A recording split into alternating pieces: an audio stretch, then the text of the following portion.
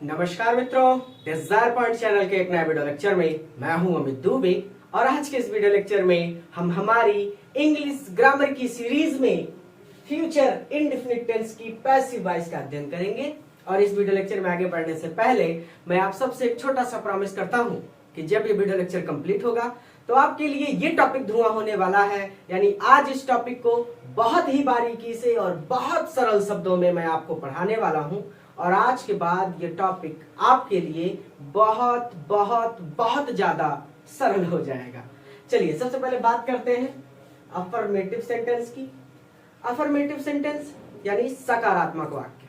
अब ध्यान देने वाली बात यह है कि यहाँ पर तो मैं आपको पढ़ा रहा हूं, तो मैं आपको बता रहा हूं कि ये जो वाक्य लिखे हुए हैं ये फ्यूचर इंडेफिनिट टेंस के हैं। लेकिन अगर बोर्ड एग्जाम में या फिर कहीं पर भी आपसे पूछा जाएगा किसी वाक्य को पैसिव वॉइस में चेंज करने के लिए, तो वहां पर ये नहीं लिखा होगा कि आखिर ये वाक्य किस टेंस का है, प्रेजेंट का है, फ्यूचर का है या पास्ट का है।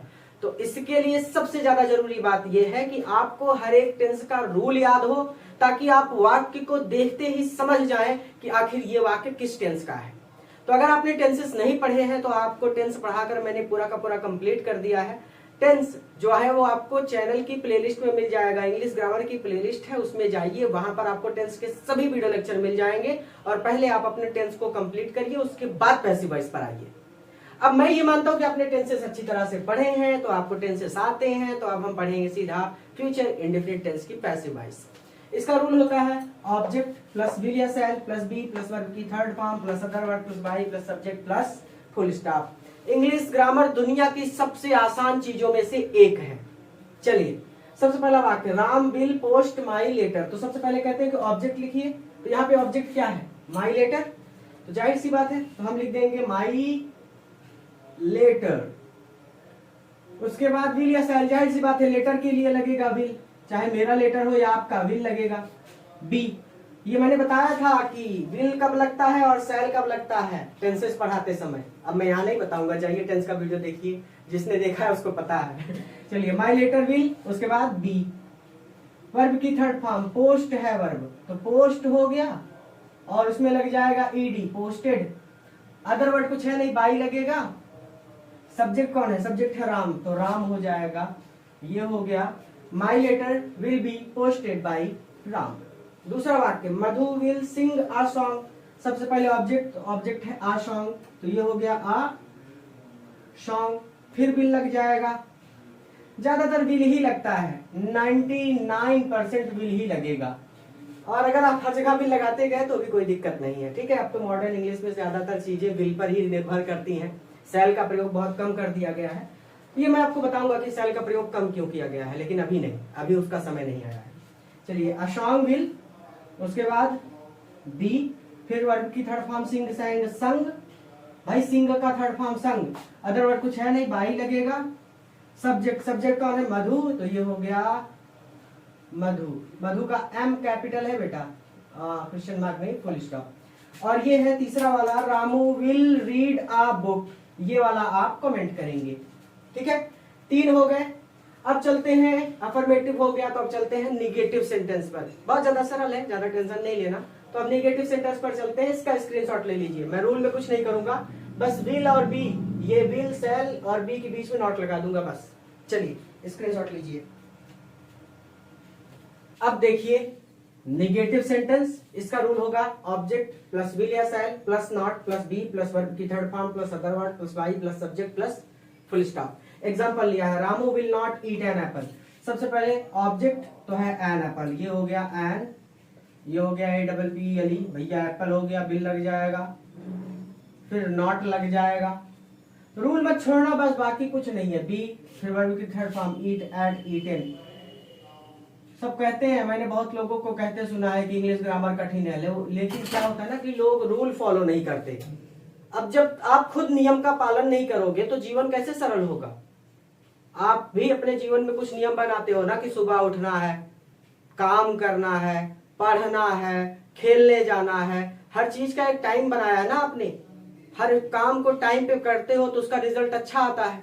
उसी तरह से पढ़ाई भी है, जब आप रूल नहीं छोड़ते तो आपका काम बढ़िया चलता है। देखिए मैं रूल नहीं छोड़ रहा, मेरे वाक्य बनते चले जा रहे हैं। आप भी रूल याद कर लीजिए, रूल मत छोड़िए, वाक्य बनते चले जाएंगे। अदर वर्ड कुछ है नहीं, बाई लगेगा और सब्जेक्ट है आपका रामू, तो ये हो जाएगा रामू, फुल स्टॉप। तो an apple will not be eaten by Ramu. दूसरा, he will not read a book with Madhu. तो सबसे पहले ऑब्जेक्ट है तो अ बुक हो गया ये, अ बुक, फिर लग जाएगा विल, फिर लग जाएगा नॉट, फिर लग जाएगा बी, फिर वर्ब की थर्ड फॉर्म, रीड का फर्स्ट सेकंड थर्ड रीड ही होता है, रीड। फिर अदर वर्ड क्या है, विथ मधु, तो ये हो गया विथ मधु। फिर उसके बाद लगेगा बाई, फिर लगेगा सब्जेक्ट, सब्जेक्ट कौन है, ही का होता है हिम, ये हो गया फुल स्टॉप। तो a book will not be read with Madhu by him. क्या करना था इसमें, कुछ नहीं। तीसरा है Madhu sorry Suman will not play ludo with Sandhya. ये एस स्मॉल है और कैपिटल है, ठीक है, किसी का नाम लिखते हैं तो कैपिटल रहता है पहला लेटर। ये हो गया, ये वाला आप कमेंट कर दीजिए, ठीक। अब चलेंगे इंट्रोगेटिव सेंटेंस पर, क्योंकि बहुत आसान है, क्या करना है, कुछ नहीं करना, सरदर्द जैसी कोई बात नहीं। इंट्रोगेटिव में क्या होगा, ऑब्जेक्ट के स्थान पे विल या शैल और विल या शैल के स्थान पे ऑब्जेक्ट और यहाँ पे फुल स्टॉप की जगह पे क्वेश्चन मार्क। चलिए स्क्रीनशॉट लीजिए, 3 ठो और करते हैं।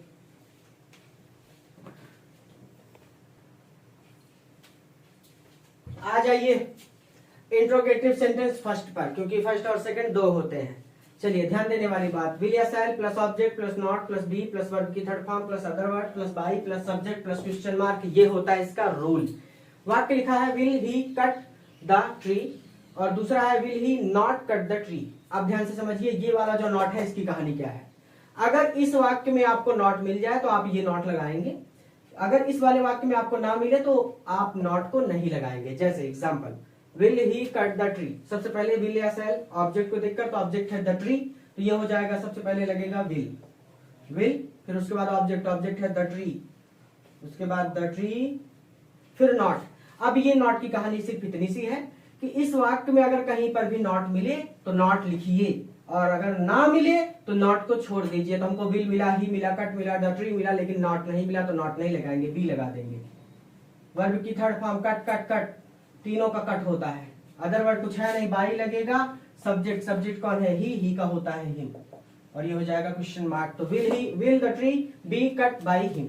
लेकिन अगर वाक्य में नॉट भी आ जाए तो आप क्या करेंगे, सबसे पहले विल या शैल, ऑब्जेक्ट को दिक्कत, तो ऑब्जेक्ट है द ट्री, तो लगेगा विल, फिर लगेगा ऑब्जेक्ट यानी द ट्री, फिर नॉट। अब चूंकि यहाँ पे नॉट है तो हम भी ऑब्जेक्ट के तुरंत बाद नॉट लगा देंगे। ये बात मैंने कई बार आपको बताई है, हर एक वाक्य में हर बार बताता हूं, ठीक। तो अब नॉट लगा दिया, अब उसके बाद बी, फिर वर्ब की थर्ड फॉर्म, कट का कट ही होता है, अदर वर्ड कुछ है नहीं तो बाई लगेगा, सब्जेक्ट है ही तो ही हो जाएगा हिम, और ये हो जाएगा क्वेश्चन मार्क। यानी ये हो गया will the tree not be cut by him, और ये हो गया will the tree be cut by him. अब ये वाले को बोलते हैं इंट्रोगेटिव सेंटेंस, इस वाले को बोलते हैं इंट्रोगेटिव निगेटिव सेंटेंस। निगेटिव इसलिए क्योंकि नॉट भी आ जाता है। तो अब इंटरनेट पे या फिर किसी बुक में या फिर बोर्ड एग्जाम में अगर आपको ऐसा वाक्य मिले जिसमें नॉट भी हो तो पैसिव वॉइस बनाते समय आप ध्यान रखेंगे कि ऑब्जेक्ट के तुरंत बाद आपको नॉट लगा देना है। और अगर आपको नॉट ना मिले तो बड़ी खुशी की बात है, ऑब्जेक्ट के तुरंत बाद नॉट मत लगाइए, जैसे मैंने यहां पे नहीं लगाया। खत्म। तीसरा, will teacher teach math in the class, ये वाला आप कमेंट करेंगे, कमेंट कर दिया करिए ताकि जो बच्चे नहीं समझ पाते वो आपके कमेंट को जाके पढ़ सके और वो समझ सके कि हाँ ये वाला वाक्य सही है। एक्सरसाइज करते चलिए, ठीक है, इंटरनेट से, बुक से, पिछले साल जो क्वेश्चन आए हैं उनसे, जहां से मिले, जितना मिले उतना प्रैक्टिस करते चलिए, क्योंकि पैसिव वॉइस बहुत ज्यादा आसान है, देखते ही समझ में आ जाती है। चलिए स्क्रीनशॉट लीजिए, फिर चलते हैं सेकंड पर। यहाँ पे कुछ नहीं करूंगा, यहाँ पे QW जोड़ दूंगा बस। चलिए आ जाइए इंट्रोगेटिव सेंटेंस सेकंड पर।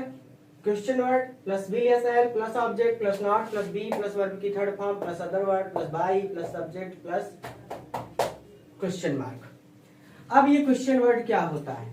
क्वेश्चन वर्ड मतलब जो WH से शुरू होते हैं, जैसे why, where, who, when, what, ये आपको सबसे पहले ही मिल जाएंगे, तो इनकी टेंशन नहीं लेनी, सबसे पहले लिखे रहते हैं। आप भी सबसे पहले लिख दीजिएगा, कुछ भी करने से पहले लिख सकते हैं आप, इसको देखना ही नहीं। तो वाई है क्वेश्चन वर्ड, तो आप भी वाई लिख दीजिए।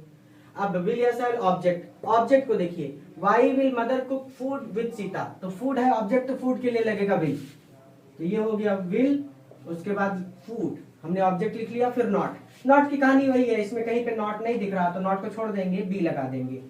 बी वर्ब की थर्ड फॉर्म कुक, कुक का होता है third form cooked. Other word with Sita,